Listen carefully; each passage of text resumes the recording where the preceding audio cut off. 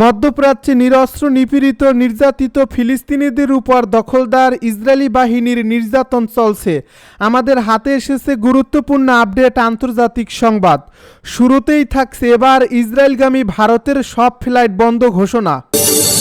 এবারে জানিয়ে দিব ইয়েমেনের ক্ষেপণাস্ত্রে ভাঙল ইসরায়েল মার্কিন প্রতিরক্ষা ব্যবস্থা। আরও জানাবো ইসরায়েলের প্রধান বিমানবন্দরের কাছে হুতির ক্ষেপণাস্ত্র হামলা। এবারে জানিয়ে দিব বেন গুরিয়নে হাইপারসনিক ক্ষেপণাস্ত্র হামলা, কি ভাবছে ইসরায়েল। সব শেষে জানিয়ে দিব ফের ভয়াবহ বিস্ফোরণে কেঁপে উঠল ইরান। এতক্ষণ শুনছিলেন গুরুত্বপূর্ণ আপডেট আন্তর্জাতিক সংবাদের শিরোনাম, এবারে বিস্তারিত। তবে তার আগে অনুরোধ রইল ভিডিওটিতে একটি লাইক এবং কমেন্ট করে জানিয়ে দিন ভিডিও সম্পর্কে আপনার মূল্যবান মতামত।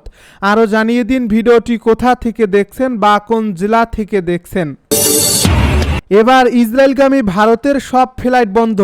ইসরায়েলের রাজধানী তেল আবিবের বেন গুরিয়ন আন্তর্জাতিক বিমানবন্দরে হুতি বিদ্রোহীদের ক্ষেপণাস্ত্র হামলার পর ইসরায়েলগামী সব ফ্লাইট স্থগিত করেছে ভারতের জাতীয় বিমান সংস্থা এয়ার ইন্ডিয়া। সংস্থাটি বলছে নিরাপত্তার স্বার্থে তারা আগামী 6 মে পর্যন্ত ইসরায়েলগামী সব ফ্লাইট স্থগিত রাখবে। ভারতীয় সংবাদ মাধ্যম এনডিটিভি জানিয়েছে শনিবার সকালে বেন গুরিয়ন বিমানবন্দরের কাছে হুতিদের ছোড়া ক্ষেপণাস্ত্র আঘাত হানার পরপরই দিল্লি থেকে তেল আবিবগামী ফ্লাইট AI-139কে গন্তব্য পরিবর্তন করে আবুধাবিতে অবতরণ করানো হয়। এক বিবৃতিতে এয়ার ইন্ডিয়া জানায় 4 মে 2025 তারিখে দিল্লি থেকে তেল আবিবগামী ফ্লাইট AI-139 বেন গুরিয়ন বিমানবন্দরে ঘটনার পরিপ্রেক্ষিতে নিরাপদভাবে আবুধাবিতে অবতরণ করে। এই ফ্লাইটটি সেখান থেকে দিল্লিতে ফিরে আসবে। যাত্রী ও ক্রুদের নিরাপত্তা নিশ্চিত করতে 6 মে পর্যন্ত তেল আবিবগামী সকল ফ্লাইট স্থগিত রাখা হবে। এ সংস্থাটি আরও জানায় 4 থেকে 6 মের মধ্যে যাদের বুকিং রয়েছে তাদের জন্য একেবারের ভ্রমণ ফি ছাড়া বা সম্পূর্ণ রিফান্ডের সুযোগ দেওয়া হবে।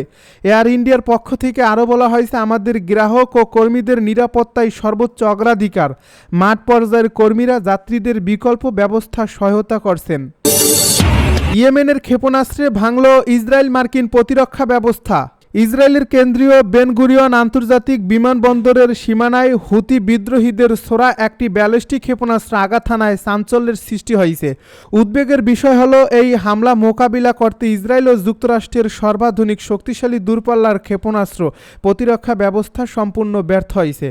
রোববার দেশটির সংবাদ মাধ্যম টাইমস অফ ইসরায়েল তাদের প্রকাশিত এক প্রতিবেদনে এই তথ্য নিশ্চিত করা হয়। এ প্রতিবেদনে বলা হয়, রোববার স্থানীয় সময় সকালে হামলাটি চালানো হয় এবং এই ক্ষেপণাস্ত্রটি বিমানবন্দরের কাছাকাছি বিস্ফোরিত হয়। এতে কমপক্ষে 4 জন আহত হয়েছেন এবং 2 জন বাংকারে আশ্রয় নিতে গিয়ে আহত হয়েছেন। স্থানীয়ভাবে ছড়িয়ে পড়া ভিডিও ফুটেজে দেখা গেছে তেল আবিবের আকাশে কালো ধোঁয়ার কুণ্ডলী উঠছে এবং আতঙ্কিত মানুষ রাস্তায় গাড়ি থামিয়ে নিরাপদ আশ্রয় খুঁজছেন। যদিও এসব ভিডিওর সত্যতা স্বাধীনভাবে যাচাই করা যায়নি।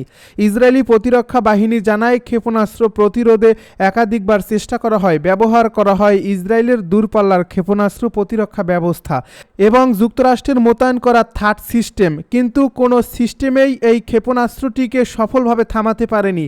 ইরান সমর্থিত হুতি গোষ্ঠী এ হামলার দায় এখনও আনুষ্ঠানিকভাবে স্বীকার করেনি। তবে পূর্বেও গাজায় হামলার জবাবে হুতিরা একাধিকবার ইসরায়েল অভিমুখে ক্ষেপণাস্ত্র ছুড়েছে। বিশ্লেষকেরা বলছেন, একটি অপেক্ষাকৃত দুর্বল গোষ্ঠীর হামলা যদি ইসরায়েলের গুরুত্বপূর্ণ স্থাপনায় পৌঁছে যায় তাহলে এটি শুধু প্রযুক্তিগত ব্যর্থতা নয়, বরং গোটা আঞ্চলিক নিরাপত্তা কাঠামোর উপর প্রশ্ন চিহ্ন তৈরি করে। এটি যুক্তরাষ্ট্র ও ইসরায়েলকে কৌশলগতভাবে নতুন করে ভাবতে বাধ্য করবে। প্রসঙ্গত, ইরানের হুমকি মোকাবেলায় যুক্তরাষ্ট্র 2023 সালে ইসরায়েলের থার্ড মোতায়েন করেছিল। এটি মূলত দূরপাল্লার ব্যালিস্টিক ক্ষেপণাস্ত্র প্রতিরোধে ব্যবহৃত হয়। বিশ্বের অন্যতম সুরক্ষিত অঞ্চল বলে বিবেচিত ইসরায়েল ও মার্কিন প্রতিরক্ষা ব্যবস্থার এমন দুর্বলতা এবং আন্তর্জাতিক আলোচনার কেন্দ্রবিন্দুতে পরিণত হয়েছে। ইসরায়েলের প্রধান বিমানবন্দরের কাছে হুতির ক্ষেপণাস্ত্র হামলা। ইসরায়েলের বেন গুরিয়ন বিমানবন্দরের প্রধান টার্মিনালের কাছে ইয়েমেন থেকে হুতির ছোড়া ব্যালিস্টিক ক্ষেপণাস্ত্র আঘাত এনেছে। স্থানীয় সময় রবিবার সকালে এ হামলা হয় বলে ইসরায়েলি কর্তৃপক্ষ জানিয়েছে। হামলার সময়ের কিছু ভিডিও ফুটেজ অনলাইনে ছড়িয়ে পড়ে। এতে দেখা যায় তেল আবিবের উপকণ্ঠে অবস্থিত বিমানবন্দরের কাছে একটি রাস্তায় গাড়ি চালকরা গাড়ি থামিয়ে আশ্রয় নিচ্ছেন। এমন সময় একটি বস্তু আছড়ে পড়ে এবং বিমানবন্দরের কাছে কালো ধোঁয়ার কুণ্ডলী তৈরি হয়। যদিও ওই ভিডিও ফুটেজের সত্যতা যাচাই করা যায়নি। জরুরি পরিষেবা সংস্থার বরাত দিয়ে ইসরায়েলি সংবাদ মাধ্যম জানিয়েছে বিস্ফোরণে 4 জন আহত হয়েছে এবং আরও 2 জন আশ্রয় কেন্দ্রে যাওয়ার পথে আহত হয়েছে। ইসরায়েলের প্রতিরক্ষা মন্ত্রী ইসরায়েল কাটস এক বিবৃতিতে বলেন যে আমাদের আঘাত করবে, আমরা তাকে 7 গুণ জবাব দেব। অন্যদিকে হুতির সামরিক মুখপাত্র ইয়াহিয়া সারি এক টেলিভিশন বিবৃতিতে বলেন ইসরায়েলের বিমানবন্দরটি আর আকাশপথে ভ্রমণের জন্য নিরাপদ নয়। বিমানবন্দরটি কিছু সময়ের জন্য ফ্লাইট বন্ধ রাখার পর এখন আবার চালু হয়েছে। স্থানীয় গণমাধ্যমে প্রকাশিত ভিডিও ফুটেজে ক্ষেপণাস্ত্রের আঘাতে ভূমিতে একটি বড় গর্ত তৈরি হতে দেখা যায়। ক্ষেপণাস্ত্রটি ছোড়ার ঘটনার পর ইসরায়েলের বিভিন্ন অঞ্চলে সাইরেন বাজানো হয়।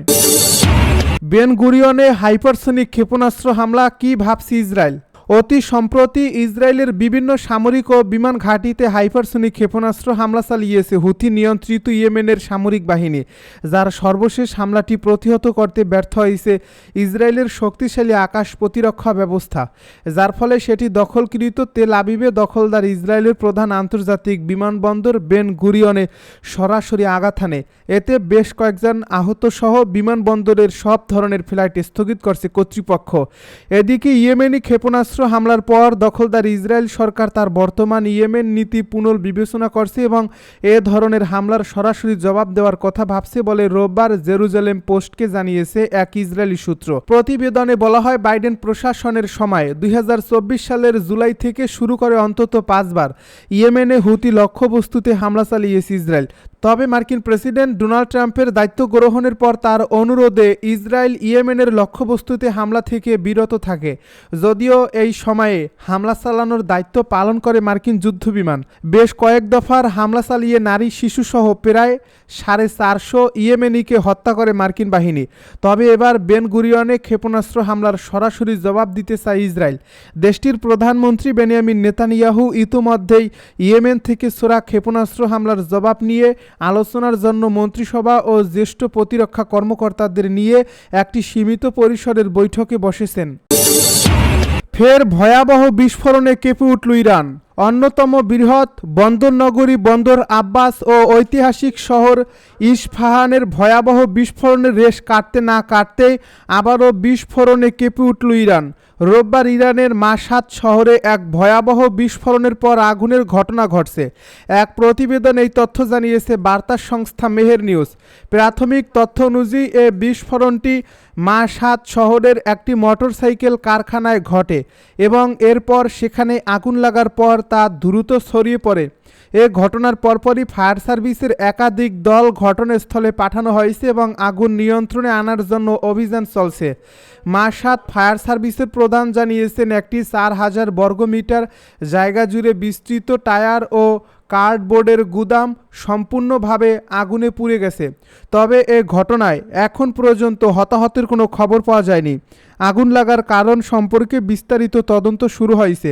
এদিকে ঘটনার একটি ভিডিও ফুটেজ ইতিমধ্যেই সামাজিক মাধ্যমে ছড়িয়ে পড়ছে, যাতে আগুনের বিশালতা ও ধোঁয়ার কুণ্ডলী স্পষ্টভাবে দেখা যাচ্ছে। এর আগে গত 26 এপ্রিল বন্দর আব্বাসের বন্দরে বিস্ফোরণের ঘটনা ঘটে। ভয়াবহ ওই বিস্ফোরণে এখন পর্যন্ত 70 জনের মৃত্যু হয়েছে। এছাড়া আহত হয়েছেন 5 শতাধিক মানুষ।